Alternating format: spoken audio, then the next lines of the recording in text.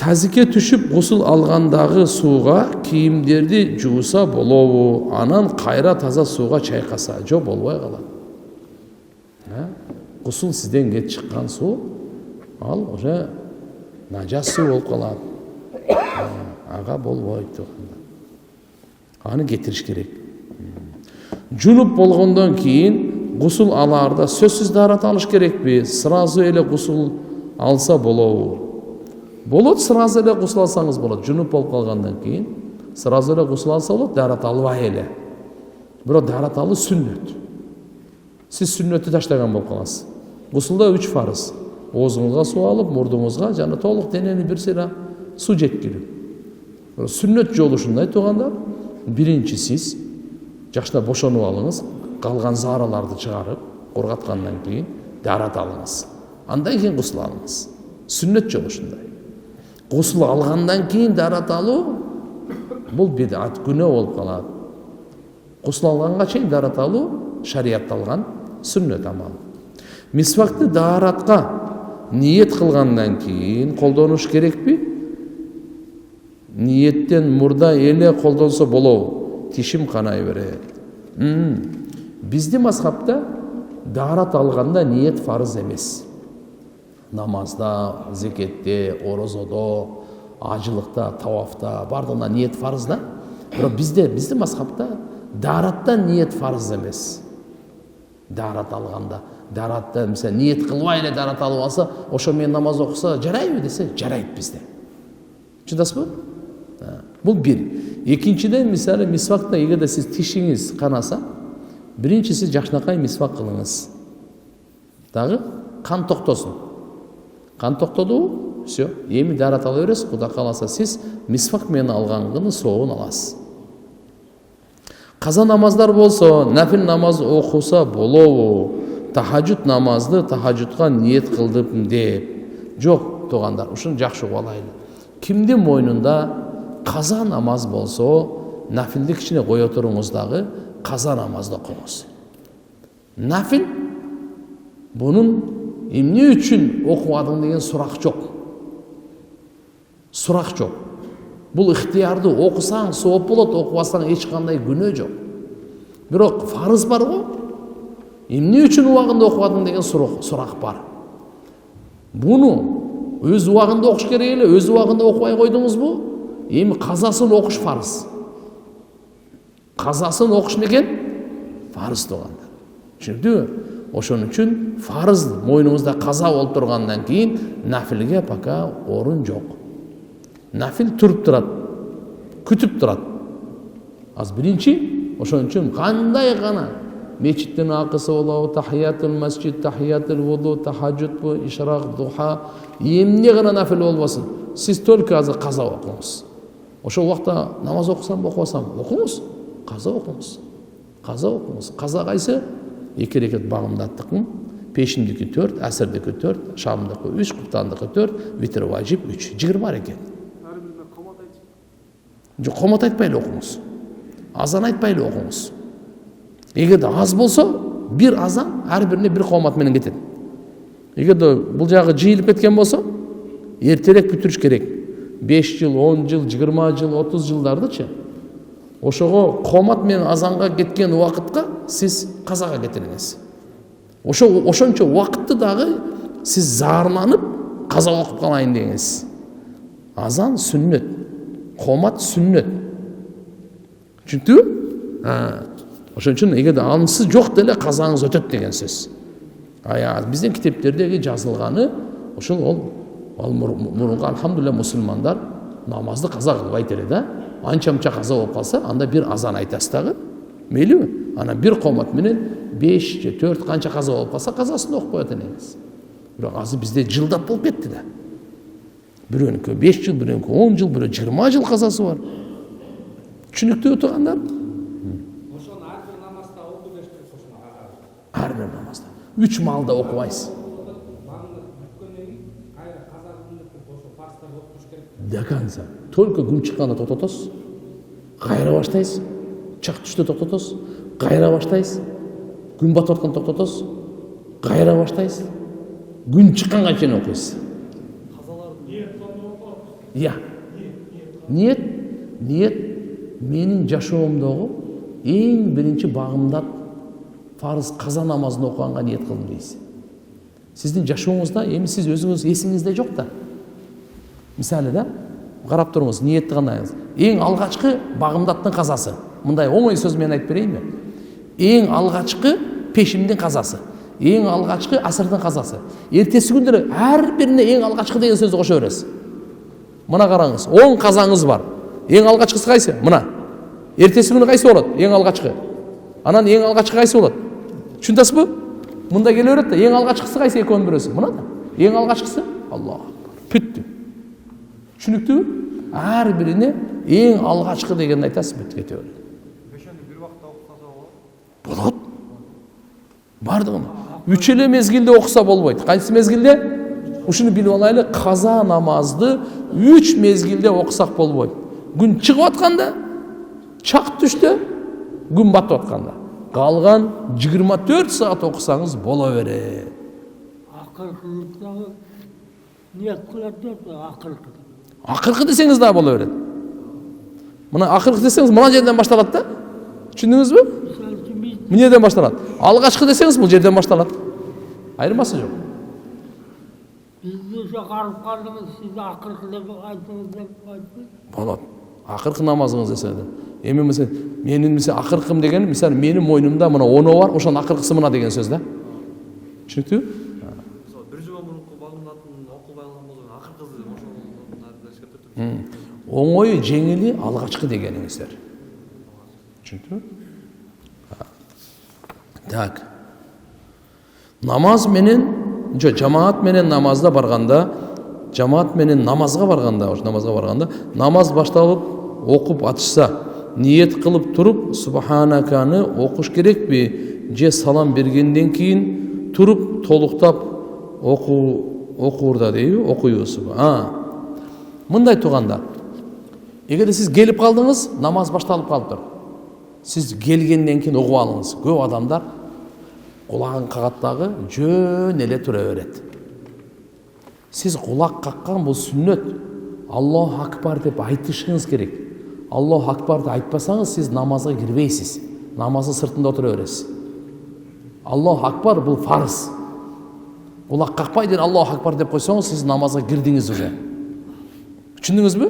Бір мында пайқағанда ушындай болып қалады да. Келеді жамаатқа. Құлаққа көре тұра қалады. Шашылып келеді. Аллаху акбар ғана. Бірінші Аллаху акбарды айту бұл фарыз. Ұғып алыңыз. Фарыз. Кейін рүкүгө барғанда Аллаху акбар дейсіз. Саждаға барғанда Аллаху акбар. Алар фарыз емес.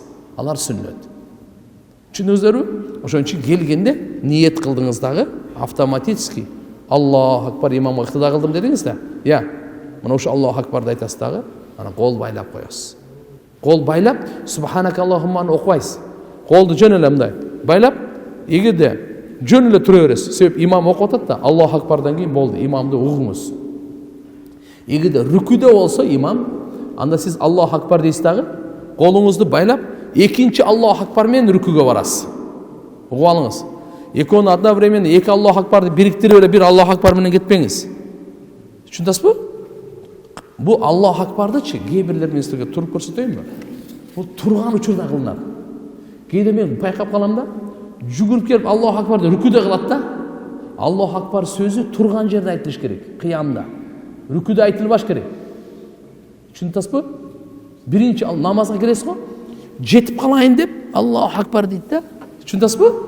Жоқ, сіз аға шашылбаң, өтіп кете берсін, кейін толықта боласыз. Сіз тұрған авалда Аллаху акбар дейін, анан екінші Аллаху акбармен рүкүгө барасыз. Түсіндіңіз бе? Екінші, егерде ем қараңыз саждада, аттахиятта, жо болмаса қайерде ғана болсын, субханака Аллахумманы оқыбайсыз. Мына сіздің сұрауыңызға. Субханака Аллахумманы сіз қашан оқиды елеңіз? Имам қыраат баштағанға чейін оқиды елеңіз. Имам қыраат баштап қалды, все, үн шықпайсыз. Түсіндіңіз бе? Даже имам менен чоғыды эле Аллаху акбар дедіңіз. Эми мынтип туруп субханакаллахумма окуганга чейин имам тез окуду дагы алхамдулиллахи роббил аламин деп баштап кетти. Сиз уже окубайсыз. Угасыз. Сиз уже окуганды угуу милдеттүү болуп калат. Түшүндүңүзбү? Эми намаз имам салам берди. беріп сіз тұрасыз. Тұрғанда субханакаллахумманы оқисыз. Түсінікті? Имамға сіз мысалы бір рекетіне жетпей қалдыңыз, екі рекетіне жетпей қалдыңыз, үш рекетіне жетпей қалдыңыз. Қысқасы, имамменен оқыдыңыз, бір рекет оқыдыңыз бе, екі, үш бе, имам салам бергеннен кейін тұрасыз, толықтау үшін. Тұрасыз бе? Тұрғанда не алады екенсіз? Субханакаллахумманы оқып, аузын оқып, бисмиллахны оқып, фатиханы оқып и дальше. Нарында үйім бар, документі менің атымда емес, атамда. Атам өтіп кеткен. Бішкекте тұрам. Айылға барғанда қасыр намаз оқимын бұл. Қарап тұрыңыз. Атаңыз өтіп кетсе, еми атаңыздың атынан өзіңізге өткізу болмайсыз ба, сіздің үйіңіз болса? Ана мысалы кімнің атында ол болсын, ақиқатта сіздің үйіңіз, сіздің мүлкіңіз бе, сіз ал жерге барғанда толық оқисыз. Ал жерге толық оқисыз. Мысалы, Бішкекте үйіңіз бар, Бішкекте толық оқып отырсыз да. Нарынға бардыңыз, Нарынға. Нарында да үйіңіз бар. Ал жерге барғанда толық оқисыз. Бішкек менен Нарындың ортасында қасыр оқисыз. Çünkü Nарын шарға кірер заман сіз толық оқисыз. Еми қарап тұрыңыз. Нарындағы үйіңіз бар, бірақ жашабайсыз. Не қылбайсыз? Жашабайсыз да. Туғандарды кіргізіп қойғансыз, же квартирантарды кіргізіп қойғансыз. Үйіңіз сіздікі. Ошында барсаңыз қасыр оқисыз.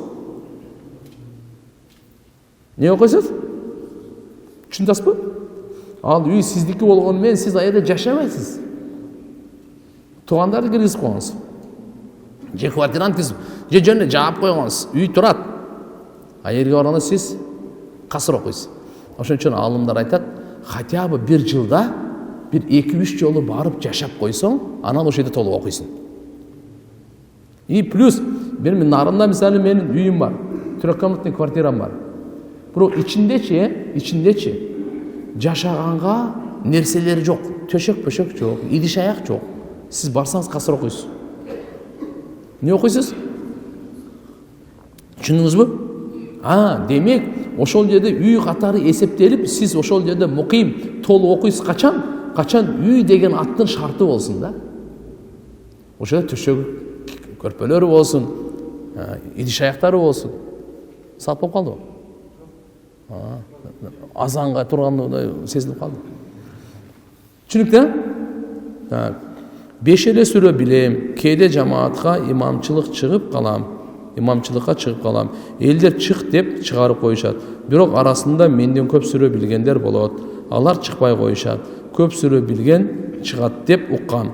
Менин чыкканым туура эле болобу, же чыкпай коеюмбу мен дагы? Жок. Эми башкалар туура окугандар, көп билгендер чыкса жакшы болот эле. Чыкпай койсо, сиз чыксаңыз жарай берет. Чыгыш керек. Бирөө чыгыш керек да. Кыяматтын белгилери сен чыкчы өзүчө. Ошон үчүн иншалла карап туруп түзөр билген акырын чыгыш керек. Assalamu alaikum. Wa alaikum assalam. Азыркы коомдо болуп жаткан нерселер акыга киреби? Мисалы, бирөөнүн үйүнүн астына таштанды таштоо жана түкүрүнүп сүйлөшүп туруу акыга киреби? Мисалы, ошентип туруп алган балдар көп дейт. Мында караңыздар, бирөөнүн үйүнөчү таштанды акысына кирбей анан эмне? Сиз кантип бирөөнүн үйүнө өзүңүздүн таштандыгыңызды таштайсыз? Болбойт бул. Биз бирөөгө зыян берип атасыз. Сиз. Ошонун акысына кирип атасыз сиз. Зыян жеткирүүдөн биз тыйылганбыз. Ошондой эле түкүрүү маселеси деле ошол.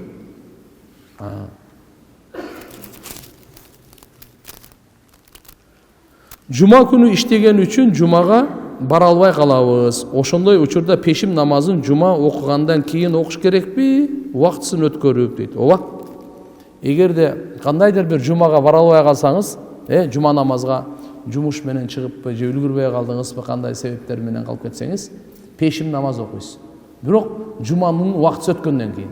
Жума мисалы саат 2-де окулап бүтөт да, уже 2-де окуй бересиз деген сөз да. Сабактар болуп калгандачы болот.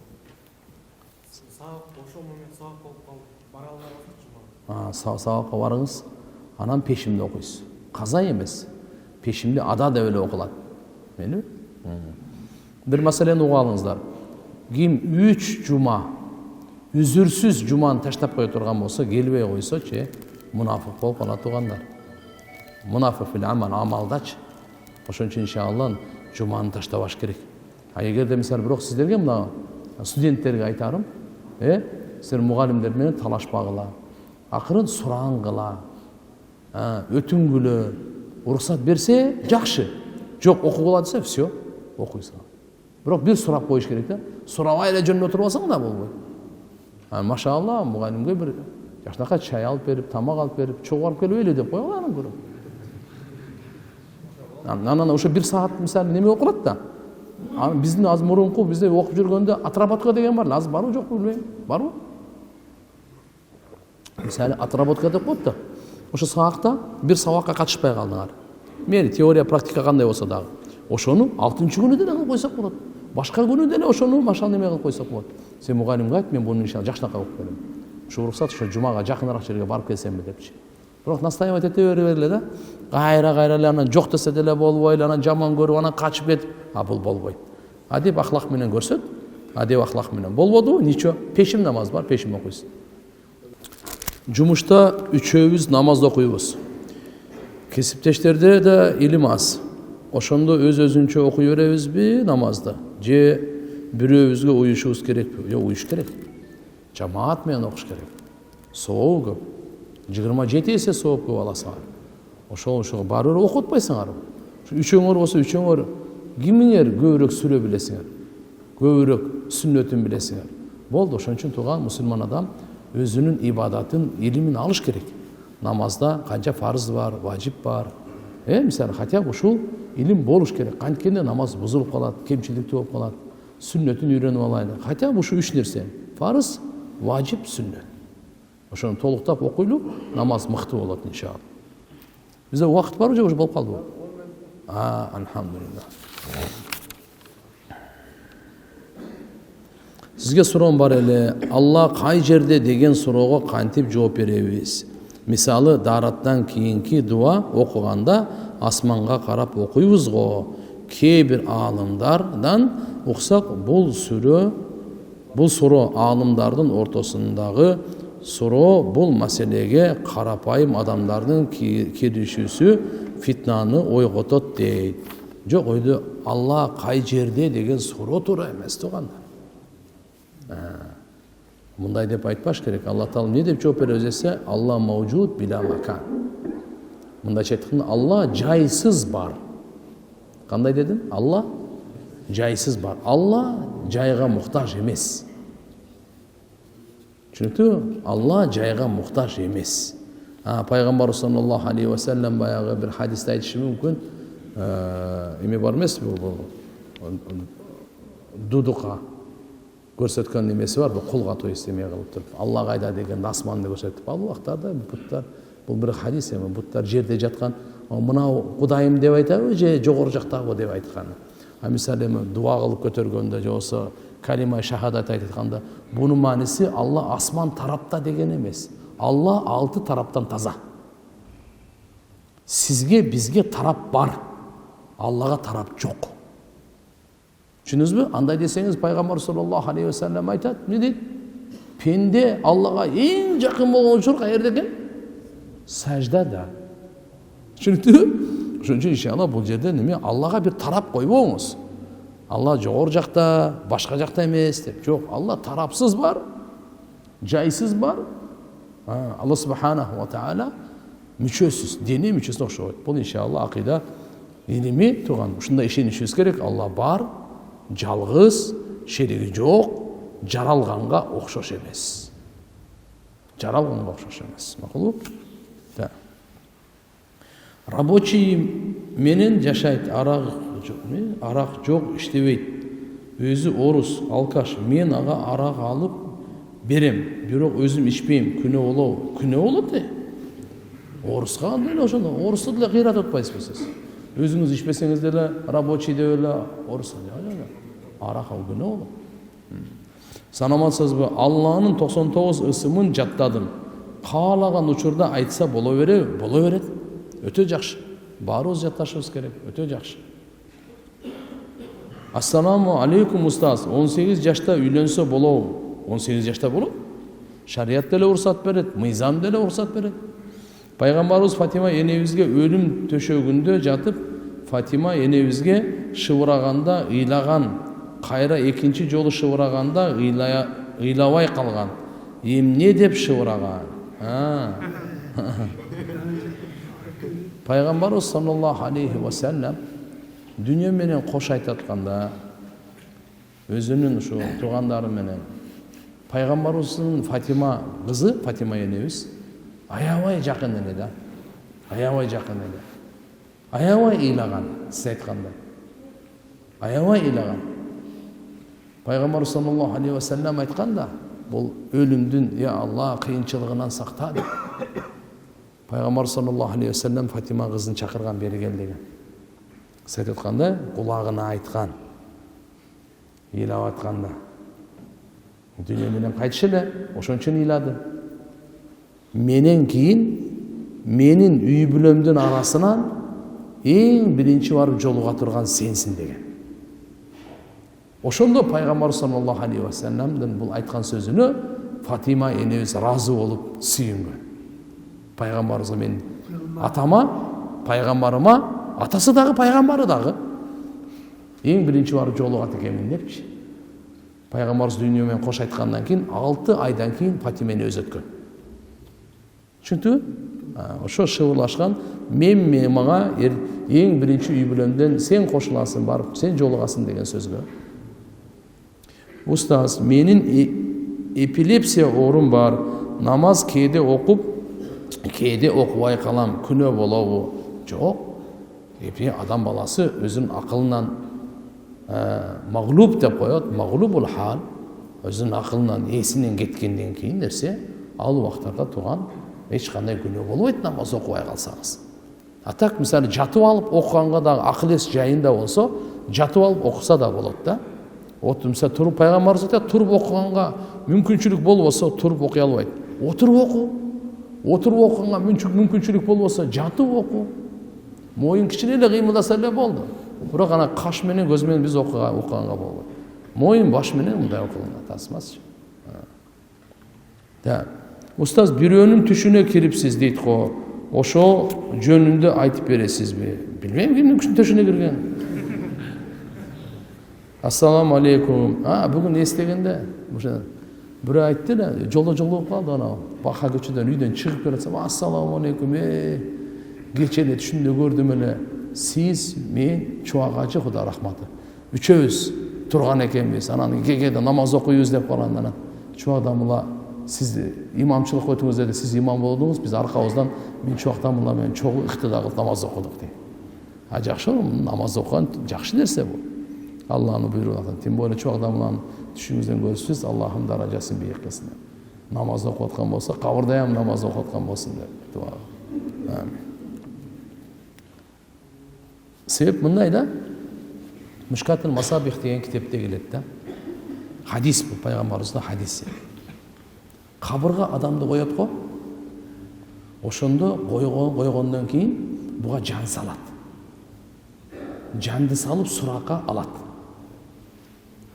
Сурака эки периште келет.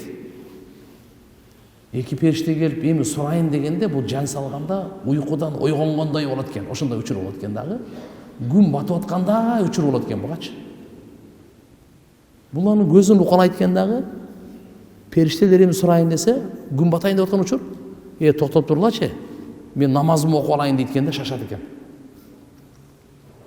Намазым каза болуп кетпесин деп намазында шашат экен да. Периштелерге айтат экен. Тура турла, сиз сурак бурагыңар дейт. Бу жакта намаз каза болуп атса, эмнени баштап атасыңар дейт экен. Өзүбүзчө айтканда. Мен намаз окуп алайын дейт экен. Анан кийин не токто, бул жер намаз окуй турган жер эмес, азыр сурай турган учур. Деп анан кийин сура. Ушуну алымдар айтыптыр да, буну ар ким айта албайт депчи. Ким айта алат? Ким намазга сиңип калган болсо, намазга бекем болгон болсо, ошол кабырда дагы, периштелер мени кой берип туруңар, мен намаз окуп алайын деп айта алат экен да. Аллаху акбар. Алла барыбыз ошолордон кылсын, а? Бир сураны окуп коеюн, бүтүрөйүн, анан суроо көп экен. Так, ассаламу алейкум. Тоодой қарызы бар адам қарыздан тез құтылыш үшін қандай амалдарды қылса болады? Бірінші дуа қылыңыз. Қарыздан Алла құтқарады. Вообще Алладан үміт үзбеңіз. Кімнің мойнында қарыз болса, вообще үміт үзбеңіз. Алланың райымынан үміт үзбеңіз. Алла Тағалаға ешқандай сіздің қарызыңыз ма чепуха. Главное, сіз тоба қылыңыз, истиғфар қылыңыз, исраф қылмаңыз. Бүгінден баштап исрафты тоқтатыңыз. Мақұл ба? Бүгінден баштап тырысшақтық, мейнетті баштаңыз.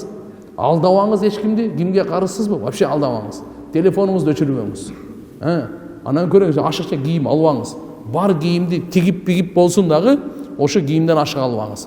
Құда қаласа Құдайым жардам береді. Дуа қылыңыз. Аллахумма кфини би халалик ан харамик ва агнини би фадлик амман сивак деген. Пайғамбарымыз өзі үйреткен дуа. Мақұл ба? Ла хаула ва ла қуата илля биллани көп айтыңыз. Ертеменен 500, кечінде 500. Құда қаласа иншалла Алла Тағаланың жардамы менен аз араның ішінде иншалла қарызыңыздан құтылып кетесіз. Субханак Аллахумма бихамдик. Баракасмик ва таала жаддук ва ла илаха гайрук. Жаратқан Алла барымызға, өмірлерімізге, денсаулық рызқымызға береке берсін. Мынау шу ауруларға барына шифа берсін. Қарызға батқандарды Аллахым қарыздардан өзі құтқарсын. Оңой жолдарымен Алла субхана ва таала өзі шығарсын. Бирахматика.